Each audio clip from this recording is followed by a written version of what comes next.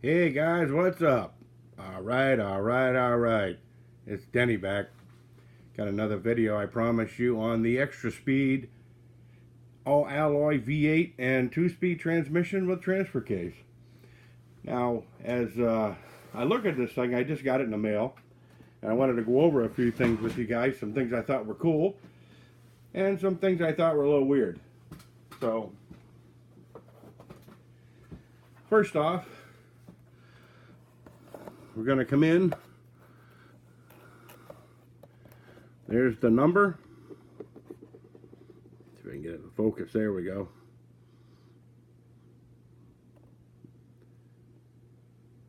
Okay. You see it's for the XCS10. Actually, the XCS10 too. Now, anyway, I thought this thing was pretty cool. I'm looking at it. I want to get a real close-up shot on this for you guys so you guys can really see it. Now, everything goes right there. I took it all apart here because of a reason, and I'll show you. Okay, there's your alloy motor. Okay, we'll start with that, I guess, and we'll work our way to the transmission. Okay, as you can see, he's a pointer here. First thing I thought was cool, it has these little header flanges on here and little screws in there to hold the flange in. So, if you guys want to go to your local auto parts store and get some of that nickel alloy brake tubing, you can probably fabricate your own headers for it, which I thought was pretty cool because the holes are there. And the top, it's got, you know, little air vents and stuff to help you shed the heat. You got these little valve covers on here. Kind of looks like an LS style motor. Compared to the small block Chevy. Now, one thing I wanted to go over with, if you look inside here, I don't know if you'll be able to see, try to focus in there, get some light on it. Let me see here. Well, anyway, what I'm going to tell you is, you'll probably be able to get a good shot. There you go. See, I had to bend the wires over so it wouldn't hit the case. You don't want the thing to short out on you and burn up your battery or your speed controller or whatever. So first thing you do when you get a motor in there is do that. Now, the other thing I noticed was kind of weird. Okay. I noticed it has adjustment slots for your motor on both sides, you know. But there's no adjustment slot for your center. This here, if it was oblong, it would be kind of nice. You know, but it's not. And then, like I say, there's all kinds of tiny little pins inside these things here. I already lost one. I had to go find it a while ago. And it ended up falling in the transmission, and I ended up getting it out. So be careful of that. But it comes with your front mount. It comes with these spacers here that actually go, you know, in between this. I took them out because I wanted to lower the overall height of the motor down so the body would fit on my projects. So you know me, I can't leave well enough alone. But here's an overall view. Here's your shifter linkage back here. Forward is low and back is high. It has a nice little transfer case here with a mount back here for your XCS10. You know, you got 5mm shafts coming out. And you look at it underneath.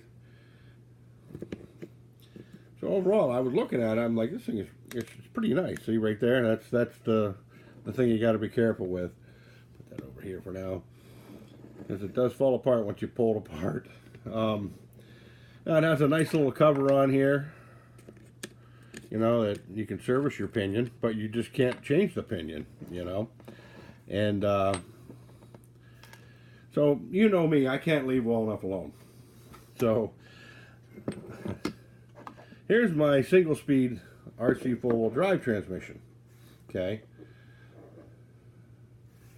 And here is your XTRA SPEED 2-speed transmission. It's a little longer in size with the transfer case on the back. And the cool thing is, the transfer case is already on it. With the RC four-wheel drive one, you got to run a satellite shaft out here, a satellite transfer case, and a and hook up your mount back here, to me that's just there's a lot of things can go wrong from here to there. A little extra flex or something on it, and it just, to me, you know, if it was all one piece like this is, you're better off. You one mount, one everything. And let me see what else I had here. Okay, other than this thing here being a single speed and really boring, this one here, like you say, you got the option to go low range or high range. And if you look at it, it looks like one of the GM Allison style automatic transmissions. And it resembles it. It's not exactly like it. And it has like a high performance, like Lakewood flow-proof bell housing style bracket for housing on the front of it, which I thought was kind of cool. And so I'm looking at my little V8 here, and I thought, wow, you know, like the pinions look the same. You know, this pinion here, and if you look at this pinion here, they're exactly the same. So I thought, wait a minute, I could use this on another project, or that with that single speed transmission there. So I tried this on my little RC four-wheel drive V8, and if you see, the holes are exactly the same. They line up, the pinion lines up, everything lines up just the same. So now I'm thinking in my head, now my Blazer that I got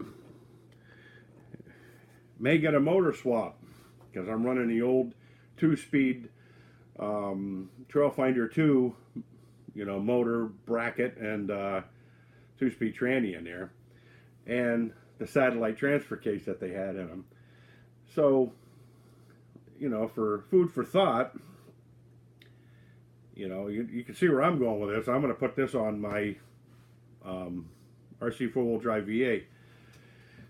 And I got the headers for it. They came in the mail. And I also got my RC four-wheel drive, you know, accessory stuff for the front of the motor. I'm going to put that on there. Now, you get all that together, it's going to look pretty scale. Now, if you use like the RC four-wheel drive scale or super scale drive shafts for like the Yoda, you know, the Toyota Bruiser, which is out of stock right now as we speak, because I want to buy some. Yeah, you know what I mean. I mean, this thing's it's going to be pretty scale. And the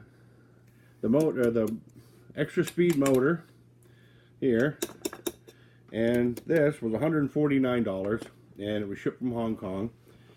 I already tried it out already. You know me, I can't leave well enough alone, so I already had it in my old Tamiya Bruiser frame, and it does fit.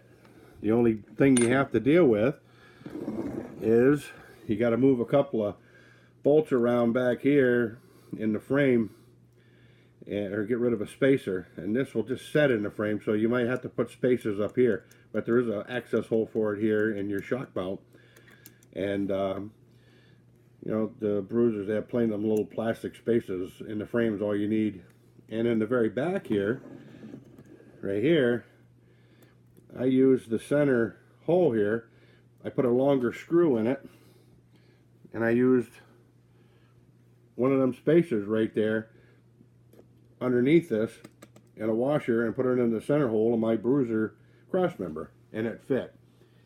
And it looked pretty cool in there. So I put it in my Trailfinder too. Had to do a little alterations to the battery plate, and I had to oblong 2 holes in the frame, which I don't like doing. And but I had it in there too, and I did test drive it. It's really smooth, and you know, it's pretty quiet, and low gears, you know, it's got some grunt. So overall, I am tickled with it. So for 149 bucks, and for those of you guys out there that are into super scale projects, and you know, this is something you guys might be interested in. So anyhow, like I say, any questions, comments, let me know. You know, like, share, subscribe if you want. Tell your friends. There's a whack job out there building crazy things, you know, for shits and giggles. So anyways, I'm going to sign off now and get back to playing. So you guys have a good one now. Adios.